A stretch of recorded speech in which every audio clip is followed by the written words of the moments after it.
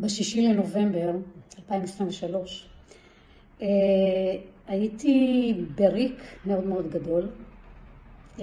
הרגשתי שיש לי הכל אבל אין לי כלום, ונתקלתי בווידאו של קרן שמש, אני היום קוראת לה. הוזמנתי לוובינר, אמרתי מה יש לי להפסיד, אני אלך לשמוע.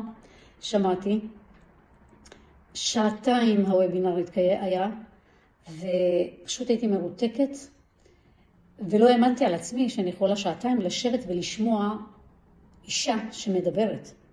אני פשוט התרשמתי ממנה, התרשמתי ממך קרן, מהכנות שלך. הרגשתי אמת,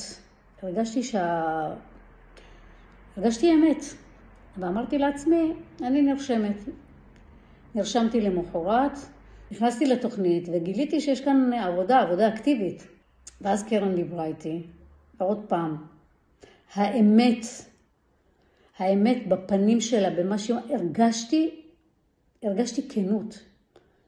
הרגשתי שזה נכון לי להירשם לקורס, למרות העלות ולמרות שאני חוששת, והתחלתי ללמוד ברצינות. לאט לאט, עם שיעורי הזום, ובכלל כל הצוות שנרתם בשבילך, בשביל לעשות לך טוב, בשביל ללמד אותך, בשביל להראות לך. כבר עשיתי המון קורסים, וגם עם אנשים טובים, אבל פה אתה מרגיש שרוצים בטובתך, רוצים להעניק לך, לתת לך, וזאת השראה ממש ענקית וגדולה בשבילי, עבורי. מה גם שהתחלתי ללמוד, והתחלתי לאהוב ללמוד, ויש בי רצון, ופתאום יש בי תשוקה לעשות את הדברים, למרות שזה קשה. אתה מרגיש שאתה בבית, שאתה שייך לקבוצה גדולה, וזה נוסח בך ביטחון ואמונה שאתה תצליח. אני ממליצה את זה לכל אחת, כל אחת בנקודת הזמן שלה. אני מאמינה שזה נכס, שזה שווה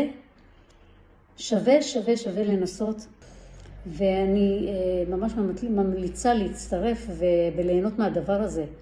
מקרן שהיא כולה שמש, שהיא כולה נתינה ואהבה והכלה, אני לא נתקלתי בדבר כזה. תודה אהובה שלי.